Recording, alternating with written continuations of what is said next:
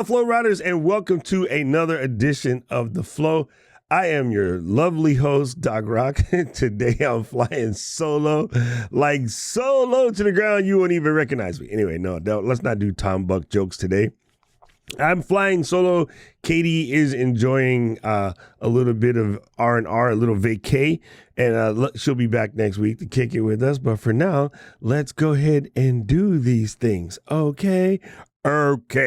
Today, we're going to be talking about increasing your on-camera presence. Now, here's something that comes up in the community like pretty much every day. I can do a show, right? I can record a video, and the first question is, oh my God, like, how do you get your camera to look like this? Or how does your camera do this? Or how does your camera do that? And honestly, it kind of sort of doesn't matter as much as you think, right? What most people are doing is rushing to upgrade equipment.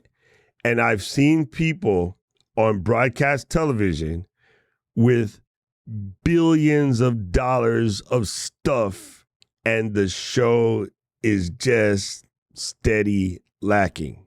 Like, it is just lacking, right? And where that comes from is you've definitely seen people, normally it's a celebrity who isn't used to live TV maybe, doing a live recording or doing an interview, and they just lack a certain presence, right? Or you see your favorite athlete or your favorite politician. One of my most hilarious ones, which is funny because it turns out that the person actually has an amazing personality. So he was doing it on purpose because he was super irritated at having to speak to the media. But if you remember Marshawn Lynch, aka Beast Mode, he would do press conferences after, like, Seahawks or Raiders games, and they would ask him a question. He'd be like, "Yeah, no, okay," and he would just walk away and leave. Those interviews were just terrible. They were terrible. But turns out, dude's a comedian. He's actually pretty funny, and he's on a TV show on Netflix with what's his name? Will from Smartless. Will Arnett. Yeah, I think that's his name. Anyway, yeah, so he would be with Will Arnett, basically hilarious, like really, really funny cat, right? So it goes to show that even someone with the skills can have a bad camera day. I think Beast Mode was just legit doing it on purpose because he hated talking to the media. He just wanted to play football. But you've definitely seen athletes, politicians, other people that come in the news, like when the news camera in your... Riddle me this question real quick before we dive into how to increase your camera presence. Does your local news team seem to go out and just find the worst on-camera people to interview whenever they have to interview somebody about something that's going on in your neighborhood? Today, family, we just opened a brand new Piggly Wiggly here over in Martindale, and let's go over and talk. What's your name? Luis. Luis, what? Luis Vega. Luis, what do you do? I make videos on the internet. Like, you ever seen that interview on the news? Yeah, that's what I'm talking about. Okay, so let's talk to you about how to not have this problem for your show. There's a couple of tips that you can do. This is legit a practice that you will have to put some effort into. It is, some people say, oh, so-and-so is a natural on camera. Yeah, not really. Don't believe that. When you hear people say that something is quote unquote natural, it's almost providing a cop-out for everybody else, or it's taking away that person's ability. Like, well, that doesn't take it away, but it sort of lessens that person's ability, right? So, yeah, you don't want to lessen a person's ability, right? If someone's taking the time to get good at a particular task, we want to sort of recognize that. I really, really hate when someone says that someone is quote unquote talented. That's like stealing the fact that they did tons of work to get to be that good. Like, rarely, if ever, is something exactly natural, unless it's a physical thing where your body can just bend in a position that somebody else doesn't bend, right? Okay, so let's get into it. One of the first things that's going to be super important is knowing why on-camera presence matters. First of all, on-camera presence has a lot to do with bringing your credibility to the table, right? If you could be the absolute smartest person in the world about your subject matter, you could be the world's greatest scientist, and your credibility is not the same. When you want to learn something about astrophysics, they go to Neil deGrasse Tyson because Neil has mastered the on-camera presence. Neil has mastered the ability to make it so that regular people will be engaged in what Neil is talking about, right?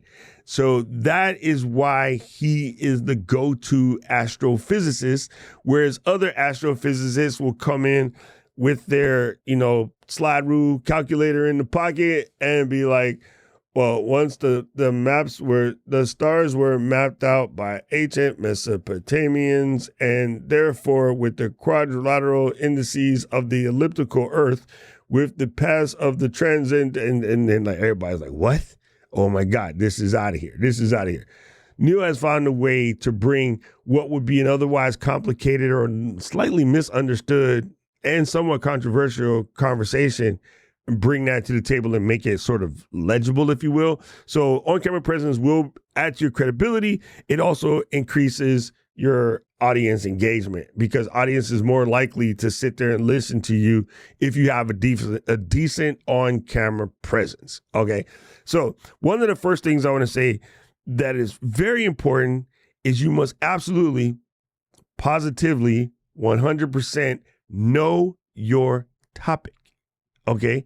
Even if you're going to this as I'm going to be a brand new beginner about a particular thing, and I want to have you follow me on my journey as I learn it, you still need to know where you want to go and what you want to do. You can be the inquisitive bystander along on the journey, and you can talk to and bring in experts, and your general curiosity will be what carries that conversation.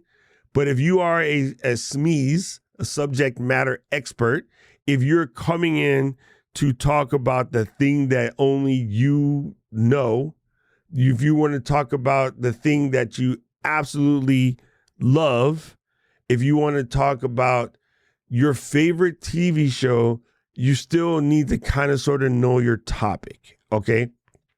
So here's a for instance, there's a brand new show that's on the Apple network, and it's called Sunny. It's really good. It's a dystopian sci-fi type murder mystery, if you will. Even though it's a brand new show, no one's going to be an expert on Sunny except for maybe Rashida Jones. So you can still, as a fan of that, know when it comes on, who's in it, have discovered some of the actors, and start to get some biographical information on Annie the Clumsy, who is one of the actresses in the show with Rashida Jones. You can approach it from a level of fandom where you've taken some effort to study more than, say, the other person.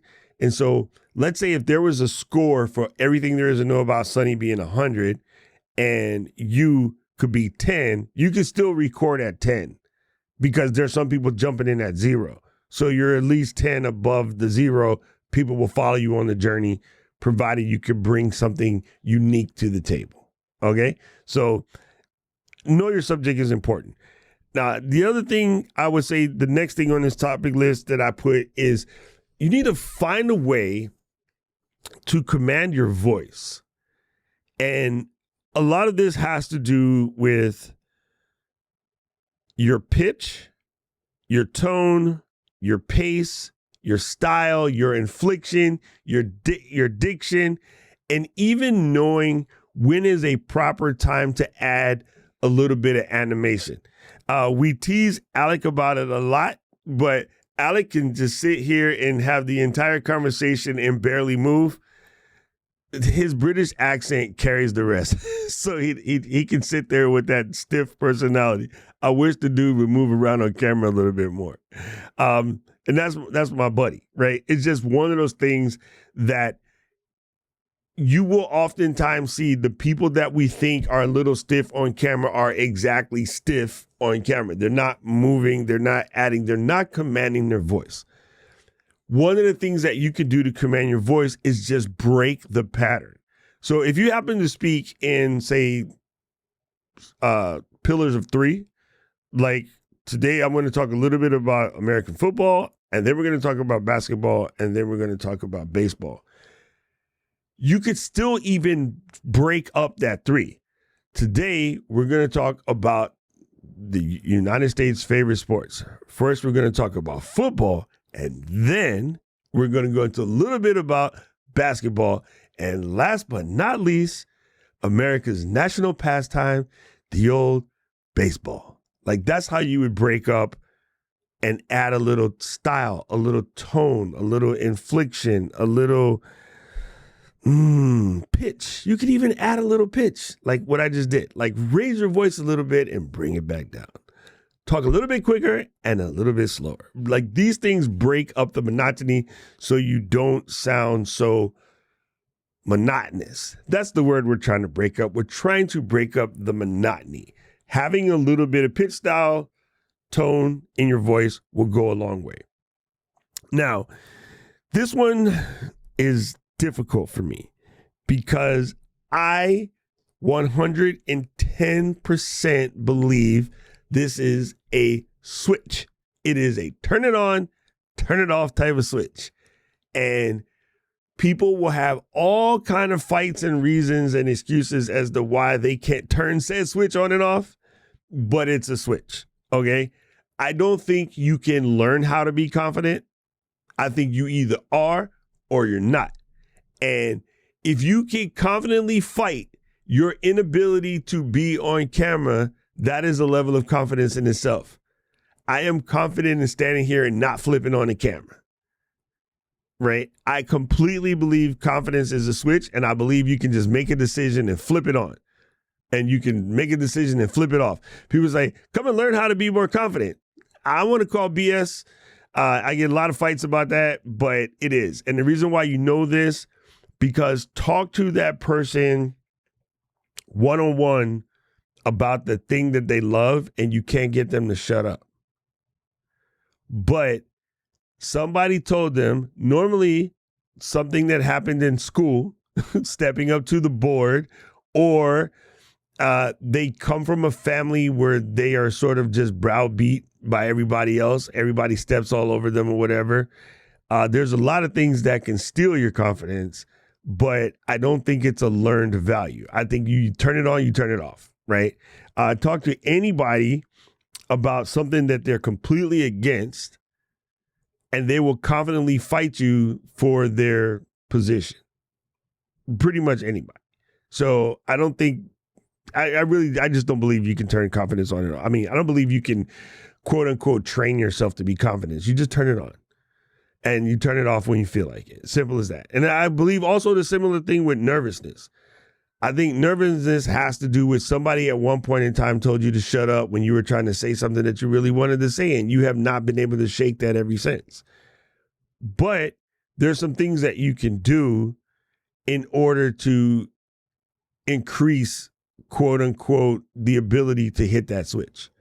First one, go back to knowing your topic. If you know your topic, pretty much nobody can shut you up about anything.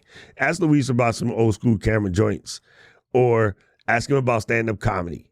Like, he would just go. Like, you don't have to, he won't take you one breath. He's in there like swimwear, right? He can just get in there and talk about that. And this is where knowing your topic sort of helps out a lot. So again, taking away your nervousness and learning to basically be articulate as possible, and learning how to sit in your position like I own this joint, right? When you sit there like I own this mic, it will come out better. If you sit there like, oh, I'm timid, it's going to come off worse. It just is. And here's what I want to say, and I want you to write this down. If you skipped everything else in this episode, I want you to write this down. If you don't trust you, why should anybody else? If you don't trust you, why should I? Right? You're trying to get to that first 1,000 subs. You're trying to get to that 10,000 subs. You're trying to get to 20,000, right? You're trying to earn, let's say, $1,000 a month being a content creator. You're trying to earn $50,000 a month being a content creator. If you don't trust you, why should I? Like, legit, explain to me, if you don't trust you, why should I? Why should I trust somebody that you don't trust? That's the end of the whole damn show right there, family. Like, if you don't trust you, why should I? Super, super simple, right? Super, super simple.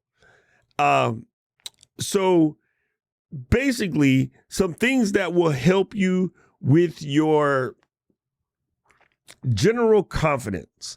I strongly believe that if you have a fantastic sounding microphone, that actually adds a lot to your ability, right? I think because you know that your voice sounds incredible.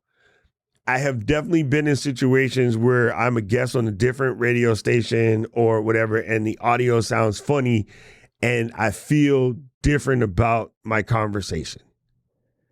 So when your setup is proper, I believe it does add a little bit to your security. I don't want to call it confidence. I want to believe your security in the fact that this is just going to be good because I look good, I sound good. You know, there's a saying, this one company, I forget the name of it, but it says, look fresh, sound fresh.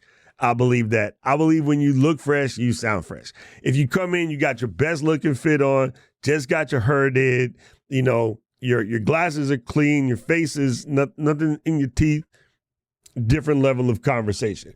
If you're sitting there worried about how you look or how you sound, that's going to mess with you a little bit. Now, getting past that is a different conversation, but I know that if you were to walk into a studio that was fully set up and working, and you know you could just sit down and do your thing, I believe for you, it would come off a little bit different. I believe if somebody was driving for you, like today, Luis is driving for me, there's a different level of, I'm not worried about pressing any of this, so I'm not thinking about that. I can focus legit on talking to you about bringing this incredible camera presence, right? So I think a lot of times, if you're still feeling a little weird about it, maybe see if you can get a buddy to produce or a family member to produce or somebody else to press the buttons for you so you can take that off the table, and that might add to some of your confidence, okay? I still think it's very important that you learn how to drive by yourself, but in the beginning, if you're really having a rough time with it, maybe let somebody else press all of that so you don't have to think about it. And you can just sit here and discuss your killer points that you got to discuss. Okay, moving down along. I want to give you a couple of practical tips that you can do before you crack the mic. In the military, we had a system before we take a shot, and it was called bras, you know, similar to a over-the-shoulder boulder holder.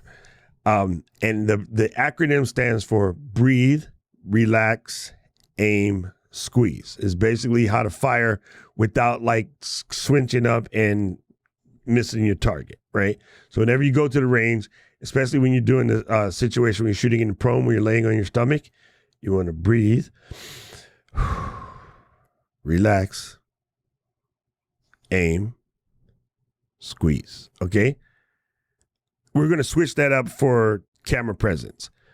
I still want you to breathe. I want you to breathe, right? I want you to relax. I want you to be prepared to articulate and then speak. Breathe, relax, get confidence on your articulation, and then speak.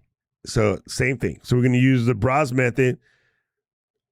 You saw anybody who watches this show, 84 episodes deep. How do we start every show? Hit it with a woosah. I always take a deep breath.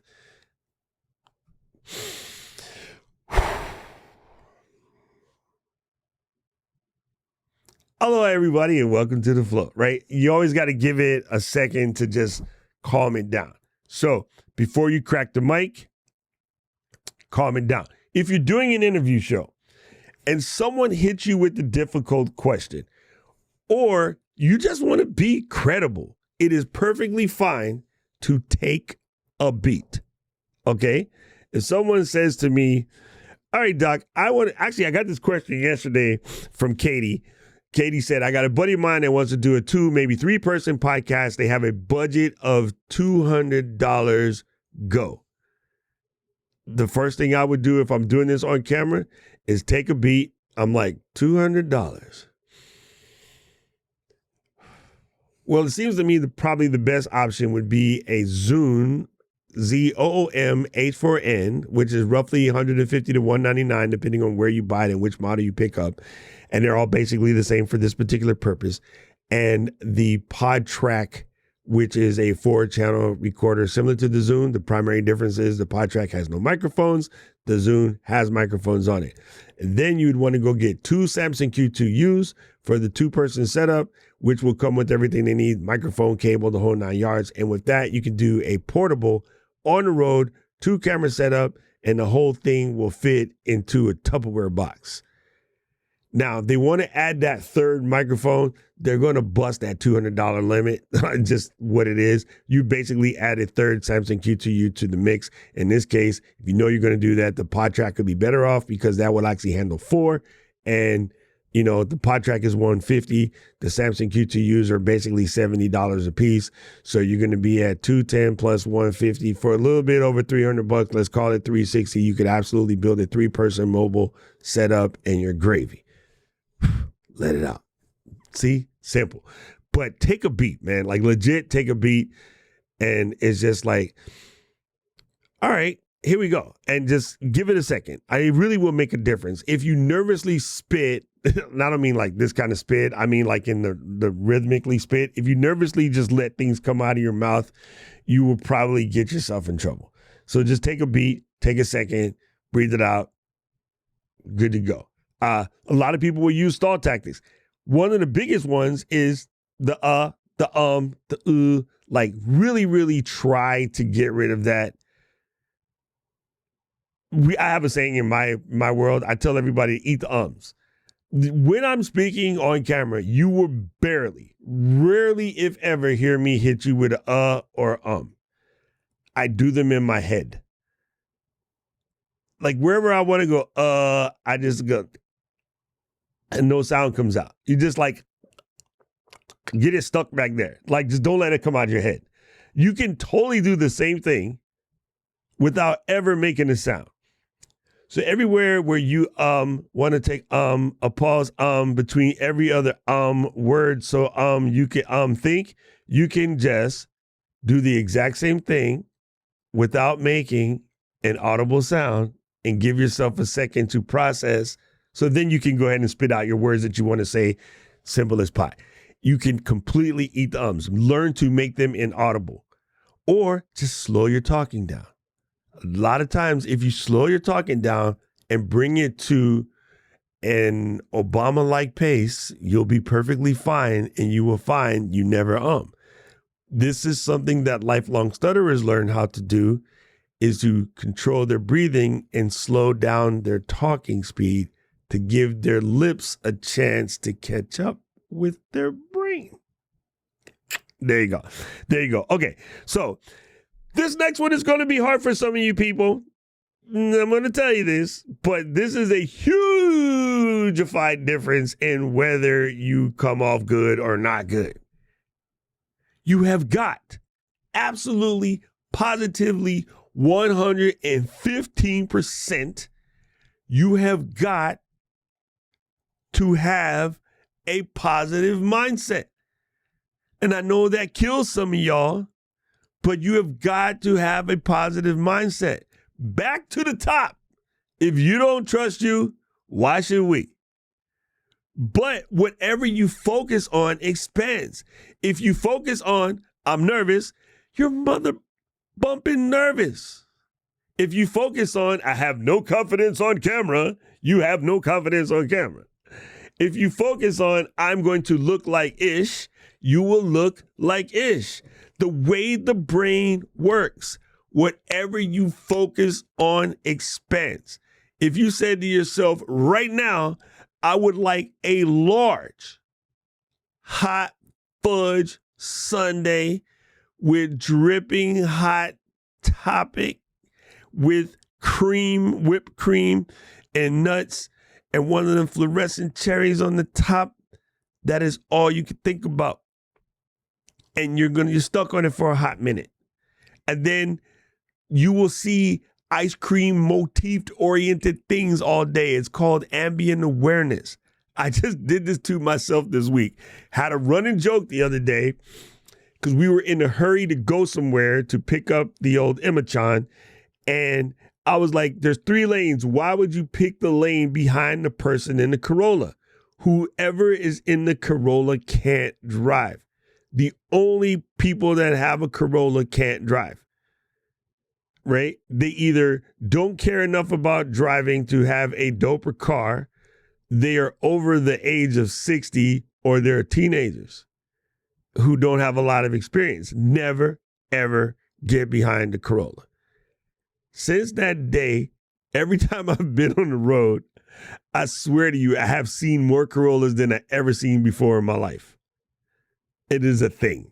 Every time there's another Corolla, making a turn from the wrong lane, stopping unnecessarily in front of me, hard braking. That's called ambient awareness. Because I brought that conversation up with strong infliction and strong demand, they have been in my way ever since. Even yesterday, going to the hospital, person in the Corolla decides to drive and turn from 2 lanes over and almost cause an accident. And the person was in the older than Paul range. Probably shouldn't be driving. So it is definitely a thing. Whatever you focus on expands, right? So don't focus on, I'm going to suck. This is going to be hard. This is going to be difficult. Is what it is, right? You must absolutely have a positive mindset. If you don't, you will fail. Period. Point blank.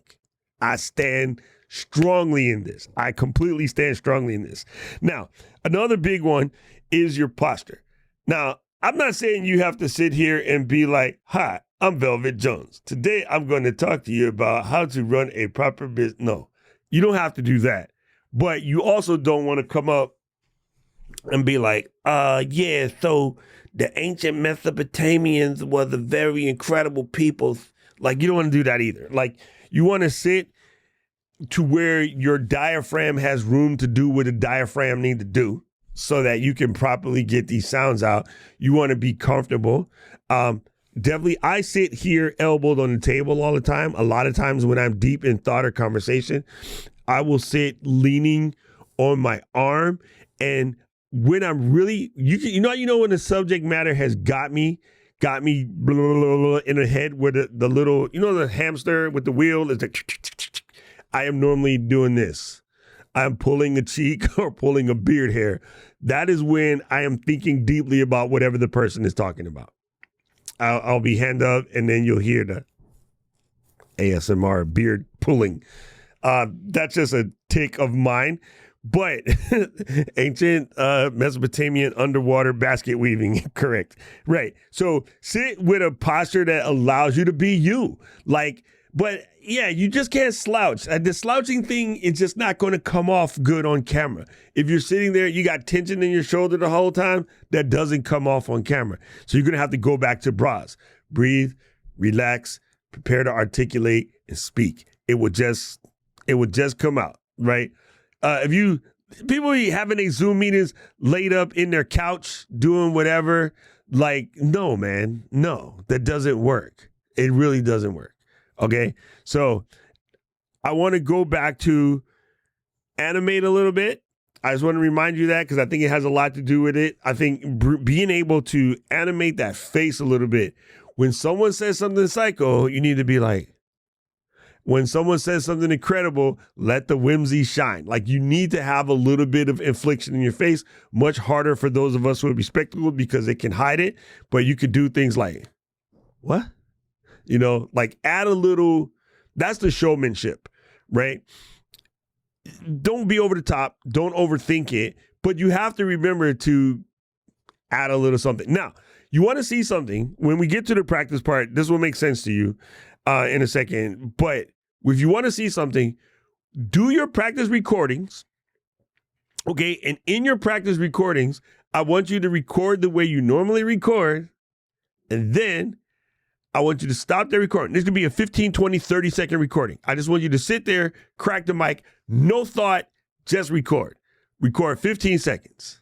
Okay, now I want you to stand up, shake it out, whatever that looks like to you. I'm stiff today. Stretch, couple deep breaths. Do like a 30-second box breathe, which is in, hold 4, let it out in 4, hold 4, let it in 4, hold 4, box breathe for a second, calm down, sit back, turn it on again.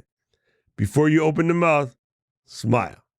And now have that exact same conversation with a smile on your face and watch the 2 recordings back to back. Do one recording the way you just crack the mic and let it out, however you let it out. And then the second one, smile. I know this sounds crazy, but in the DJ booth, whenever we would read a commercial, we had a gigantic piece of tape stuck to the phone booth, which says smiles. And there's a tiny little mirror in the recording booth, right? The box is only this big, you barely fit in there. And you got the little pad all the way around you. And then the microphone is there, put your headset on, tiny little window to look out, but there's a little wee mirror and a piece of tape that says smile. It sounds completely different when you have your line read with the smile on your face. Okay? If you do the exact same line read, I'm going to find something to read. This just here, I'll pick up this can of LaCroix and you say, sparkling water, passion fruit, naturally essence. It's completely different from sparkling water, passion fruit, naturally essence. It's the same thing, but something about the smile muscles actually change the inflection of your voice. So smile. And Mrs. Rosen, 6th grade algebra teacher, lady used to piss me off because she would smile at you while she's cursing you out about your algebra. You didn't do all of the problem. You did not show your work. I'm going to have to give you a D today because you did not show your work. How many times must we remind you to show your work? And I'm brilliant. I don't need to show my work. I can do the problem in my head. And then she's like, well, I can't test your head. I go pull a random problem out the sky and I will do it, never touch a piece of chalk, and I will spit out the answer. I'm not cheating. I just do it in my head. I don't need to write it down. And we would fight about this constantly because she swore to God, if you're not writing it down in the steps, you're cheating. I'm like, it's faster for me to do it in my head than it is for me to write it down, right? It's so simple as that. Try that test. Do the test. Sit down, go to your bathroom, crack the mic, do a 15-second read on whatever you want, right? For my homie Yolanda, it's going to be the Ravens and the Chiefs season opener, right? Just sit down, have a 15-second recording about that, and then do the exact same recording with a smile on your face. It is completely different. The people you watch on TV that you want to punch in the face the most, they probably smile while they're talking. Because it's like, how can you be such an a-hole and be grinning about it the whole way? All right, anyway, so there's that. And then one of the last ones I want to bring to you is a little weird at times, but I think it really helps me. When I'm doing a live, it's different. I'm interacting with you guys, completely different conversation. When I'm recording a video like a solo and there's nobody to talk to, I think and I pretend in my head that I'm talking to a single person. Often so much so now when I do my shorts and my reels and stuff, I will actually mention the person's name in the recording. Keep it or not, it doesn't matter, but it's often better to talk to a single person. Number one, it makes the person on the other end feel like they're talking to you. Okay, so I see tons of people still going, hey, what's up, everybody? It's better if you don't do that. It's better if you talk to an individual. I'll say creators, right? Or I'll say, hey, creator. And it sounds like I'm talking to a single person.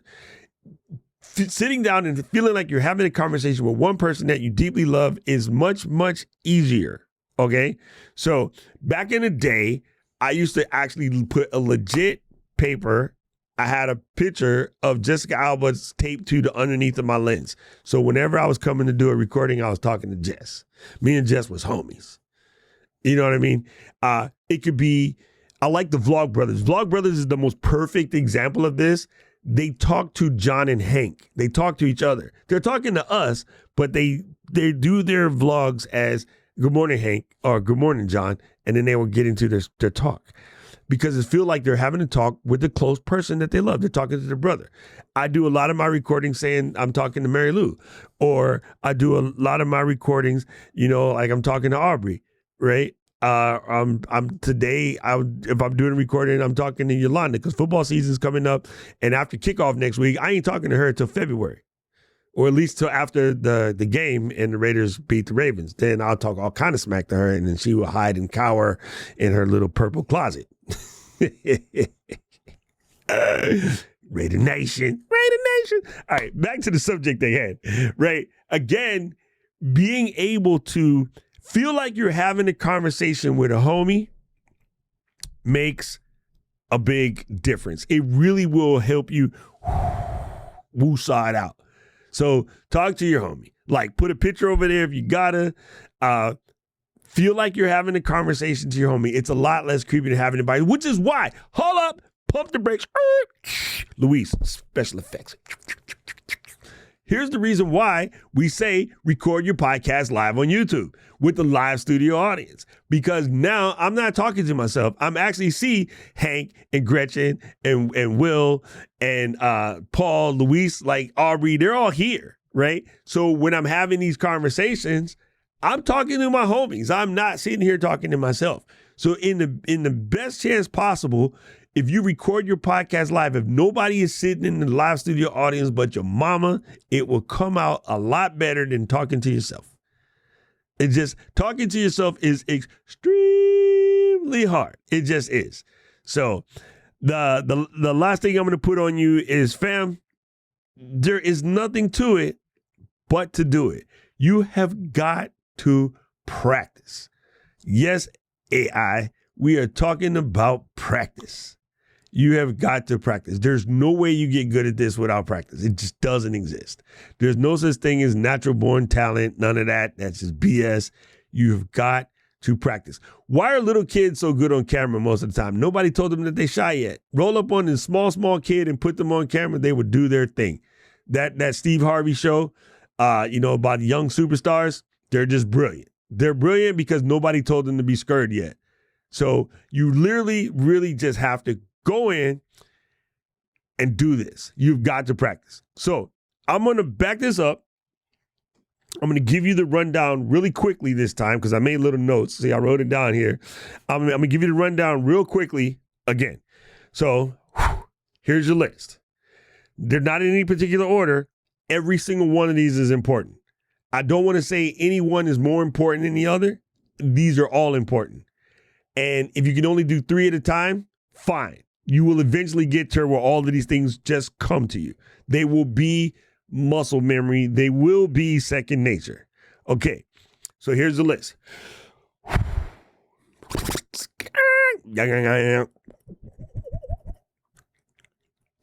Those things actually work, by the way. No one does that for the fun of it. It actually does work. Okay, first of all, let's start with, if you don't know your topic, you're going to have a hard time. Even if you are coming in as a beginner, put yourself in the role of the beginner and live there. Live there with full confidence. I know jack about fountain pens. I am sort of brand new to this, but I am all in. Thank you, Aubrey. And so as I'm going through learning my fountain pen journey, I'm going in with the curiosity of an 8-year-old. So that in itself is knowing my topic, right? Know your topic. If you're wishy-washy on your topic, like if you're trying to punch above your weight, so to speak, it's not going to work. It's just going to really feel weird. It's going to feel fake. It's going to feel placasent. There's a whole bunch of things. You don't want to do that. So know your topic. Command your voice. What do I mean by command your voice? We're going to add a little style. We're going to add a little bit of tone. We're going to add a little bit of pitch. And we're going to add a little just pace. Slow it down. Speed it up. Slow it down. You're going to control your voice. You're going to add a little. Here's the thing. If you look at the greatest, right?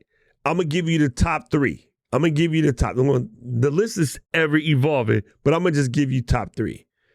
Biggie, M, Tip. Right? One thing that they did very well is they changed the pace. They changed the pace that wasn't a standard pentameter. It wasn't a standard on beat pentameter. They all rhymed off beat. And that alone made them stick out more than anybody else, because up until, not really up until, but before Biggie, most thing was da-dun, da-dun, da-dun, da-dun, da-dun, da-dun, da-dun, da-dun, da-dun, da-dun, da-dun, da-dun. Very common. Biggie came in with live from Bedford-Stuyvesant, the livest one, representing BK to the fullest, right? The beat would be here, he's over here, the word does not fit in the beat. That, some of the best. If you look at the best, if you go down the list, in your head, right now, pull your top 5. I'm not even going to argue with you about it. If you got Yee in your top 5, I will hurt you. The hell with that dude. But pull your top 5 and listen to them and notice that they don't tend to end on beat. They start phrases in middle of the beat, right? Just so you know that. That's changing your pentameter so that it works, right? Yes, Trevor goes on the list. He's in the top 5 for sure. Torah. Okay, I'm doing this live. I'm not paying attention to the audience. I'm ignoring them. Anyway, so I want to say confidence. Yo, it matters. It shouldn't, but it does. And one of the things that can lift your confidence is definitely having your setups correct. If you have a good mic, if you got good camera, you got good lighting, you just feel better about it. And so you just come in and you do their thing. I know this is not something where everybody can start, and it's okay. You can make up for it with style and grace. But when you have your light game straight up, you got your mic game straight up, your camera game straight up, you sit down in your spot and you're like, I am ready to go. And it just comes out. So when and where you can bless up those things, it will definitely give you a little boost of confidence. Now, I want to say there's no such thing as like getting more confident on camera. It's a switch, bro. Turn it on, turn it off. You either I'm good at this, or you sit there and suffer in your mindset that you suck at this. If you have in your mindset you suck at this, you suck at this, right? You have to have a positive mindset. That is deep on the list. You got to have a positive mindset. Remember the Bras method. Breathe, relax, be prepared to articulate in speech. Control your breathing, compose your thoughts, and whenever necessary, take a beat. Like legit, just like hold that thought. Okay, yeah, so now I'm ready to let me go ahead and explain this to you. Those things come off very well on camera. Like, it is absolutely okay to take a beat. It is okay to stop for a second and let it marinate. I often, talking about controlling pitch, you'll find out 9 times out of 10, when I hit you with something hardcore, I hit you with something deep, that I let it marinate. I always let it marinate, right? So at the end of this list, I'm gonna hit you with something deep, and then I'm gonna let it marinate, and it will just come out automatically, and you'll probably forget that I said this. But before the show is over, I'm gonna hit you with a deep one, and then watch what happens. Watch how I deliver the deep messages at all times. You go back to any of my old recordings, whenever I deliver a deep message, I'm gonna let that joint marinate. You must, it's necessary, right? So don't be afraid to take a beat. It is okay. In a negotiation, when you get to the part about closing the deal, he who speaks first loses. Next time you're negotiating with the other half about, buying this vacation thing or doing this, something like that, boom, you're going to see that. Okay, so you got to have the positive mindset. You want to work in your posture. Like, I'm not asking you to sit there like a stiff, but, try to get comfortable in your seat. If your seat is uncomfortable, you're going to have a hard time. Look, get yourself a good seat, sit there, be in a position where you're not compressing your diaphragm. If you compress your diaphragm, it does affect your ability to speak. It affects your ability to breathe. So You want to give your diaphragm some space. You want to kind of be there. And then, you want to run with that. Okay. And then let's add a little bit of personality to that face. Like, don't get in here and be like, hi, I'm Velvet Jones.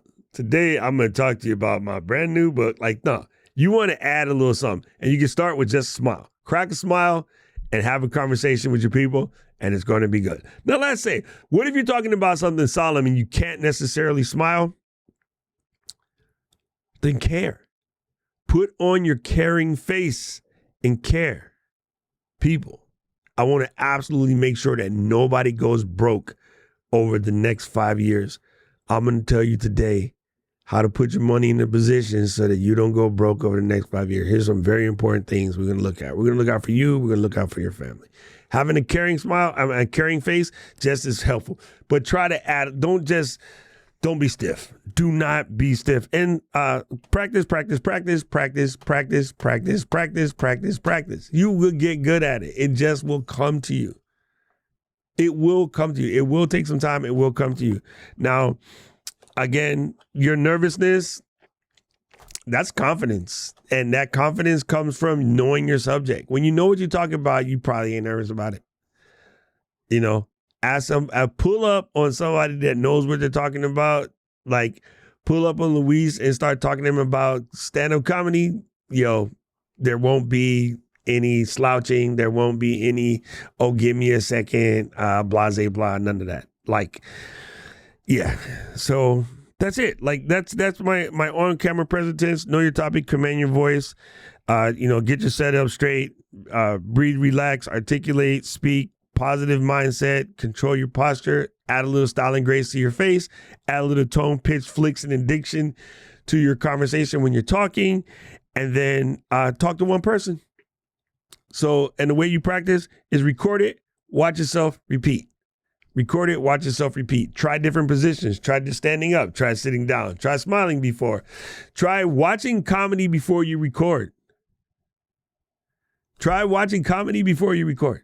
Try watching something funny before you record. Try not to have a conversation with a tough phone call before you crack the mic. Sometimes it's going to come up, but this is when you hit switch. Let's go. Do not do Sunday radio voice. Today, welcome to the Alphabet Broadcasting System. Don't do that. The reason why you don't want to do that, when people see you real life at a conference, you don't sound like that, you look like a dick.